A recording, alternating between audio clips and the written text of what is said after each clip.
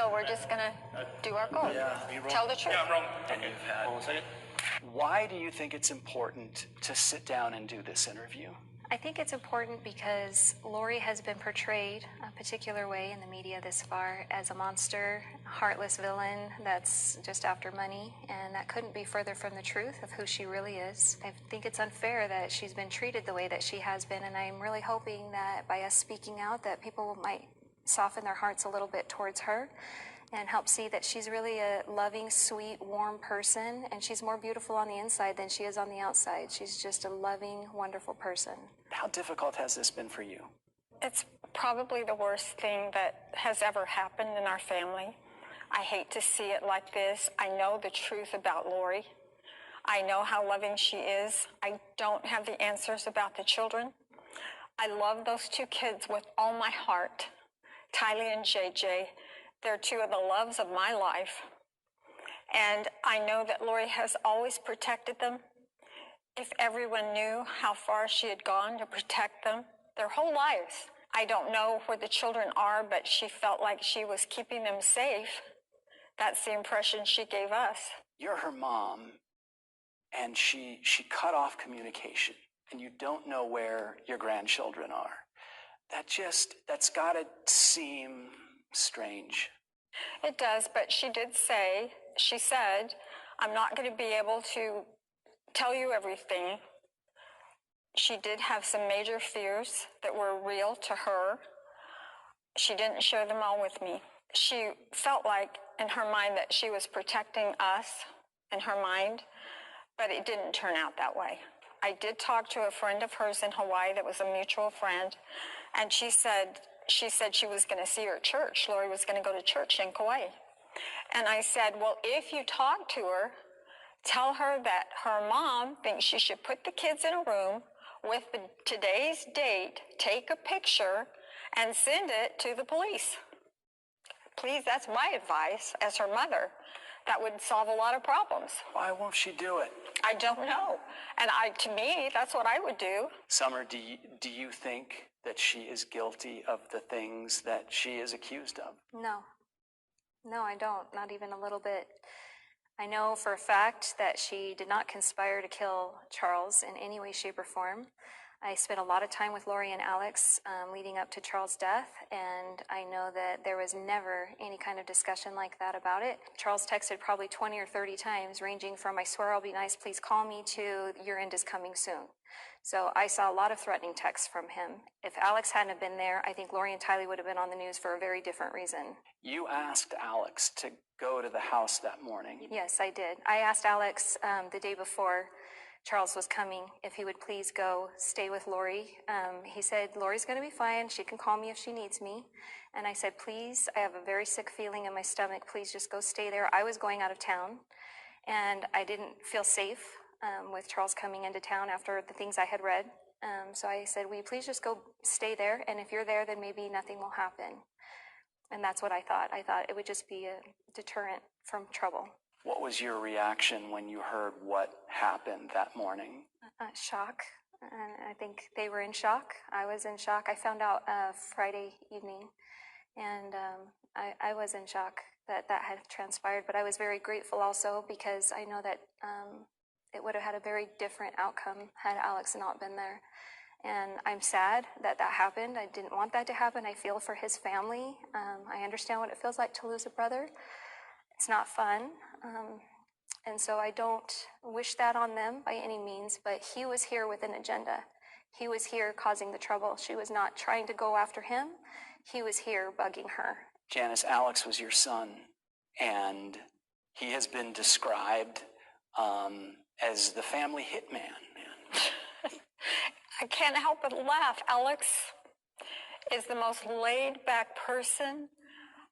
He's been funny his whole life. He was very protective of Colby and Tylee. Very protective. He said, I tasered a pedophile. And so he said, I'm willing to admit it. He's always owned up to anything he's done wrong. He certainly wasn't perfect, but he doesn't have the intensity of a hitman. He doesn't have the desire to be a hitman. He doesn't think that death solves anything. When's the last time you communicated with Tylee? August before they moved was the last time I saw her. And then I texted with her a couple times, but the last time I texted with her was September 24th on her birthday. And she responded and said, "Thank you, Summy, love you. Happy birthday to you too." And that date is significant because the FBI says that she has not been seen since the beginning of September. Do you believe that that was Tylee who was texting you back? I don't really have any way to know. I like to believe that it is, but I really don't have any way to know. It could be either way. But as far as I know, it was her. I don't have any reason to think otherwise. Are you defending Lori because she's your daughter and she's your sister? Or are you defending her because you really think that she did nothing wrong? We really think that she did nothing wrong. She's had some bad judgment. She's married a few men that we didn't care for. She'll be the first to say that Yeah, she's made a lot of mistakes and she's paid high prices for those mistakes. She is a very humble person. She doesn't blame other people. She takes responsibility for herself. So what is the scenario that Tylee and JJ are still alive? Well, to us, we believe they are because we know Lori. And we have seen her dedication. His mother had been a drug mother. He was born addicted to drugs, and he only weighed 1 pound, 9 ounces. And they didn't know, of course, then that he was autistic. But she was dedicated to him from the moment he came home. Are they in a bunker somewhere? Are they with friends? Where do you think they are? We don't know. We wish we knew. We don't know. But we also don't know what Lori has been through. She was being threatened. She was being followed. She had reasons for doing what she did. And we don't know everything that she's been through or why she's doing things the way that she's doing them now. Who's threatening her? Who was threatening her? Well, Kay was threatening her. And her brothers. They're very upset about Charles's death. There was a lot of threats made to Lori. I feel like Kay could have handled this a lot of different ways. And she could have gone and filed in court for JJ. She could have done things a lot of ways. She did this very strategically and deliberately. This is somebody who's hurting and in pain because she's lost her brother, and I understand that. But this is a revenge situation. This is not this is something that could have been settled much quieter and calmly, and it didn't have to get to this level. Lori is the legal parent of both Tylee and JJ. She has a right to live wherever she wants to live and raise them and not include anybody in their lives that she doesn't feel is good for them. That's her right as a parent. She should not be forced to do any of the things that she's been asked to do. It's not okay. Have you asked your sister where the kids are? No. I've talked to her a couple of times. The first time I talked to her, everything is recorded, and I know she can't tell me. And I don't want to put her in a position that's going to make anything worse for her. I want her to know I love her and I support her, and she knows I love her and the kids. But I did tell her we were worried about her and the kids the first time I spoke with her. And she said to me, "You know me, and you know I've always taken care of my kids." And I do know that. I do know that. It's removed every doubt in my mind that she's done anything wrong. I know she wouldn't do that. That's just not who she is. And her children are everything. She's always put them first, above everything. Every fight she ever had with Charles was about how he treated Tylee. And if he was not kind to Tylee, she would leave the house and say, "If you can't get along with Tylee, we're not staying here." All she'd need to do was show proof that the kids are alive and are well. Can you understand why she's refusing to do that? You know, it seems simple. It did to me. That's why when I was talking to her friend, if I said, if you see her, just tell her. That's what I would do. That's my advice. But I don't know what she knows. All I know is the woman that she is. I did not see any great change in Lori. I think the only change that happened was when she found out Charles was cheating on her. That ruined that marriage. Before she accused Charles of cheating, he never said one bad word about Lori ever. Not once. He never said anything. Then he started all of this. She thinks she's God. Tried to get her excommunicated from the church. JJ. He went to attorneys and said, "I'm scared for my life." The whole time he was texting us, calling us, trying to get Lori back. Finally, he said, "Tell Lori I'll drop all the court proceedings if she'll just come back and talk to me." Do you think she's in a cult? No. No. No. No. We don't. I've spoken to people who live near Chad, and they say, we follow Chad. They look at Chad like he's some sort of messiah. Some people can do that if that's what they choose to do. Can They're you- entitled to their religious freedom and belief. That's the great thing about our country. We have religious freedom, and you can believe whatever you choose to believe. I don't know Chad very well. I've only met him one time. I've never heard anything about him self-proclaiming to be a prophet or anything else of that nature, or trying to get people to follow him.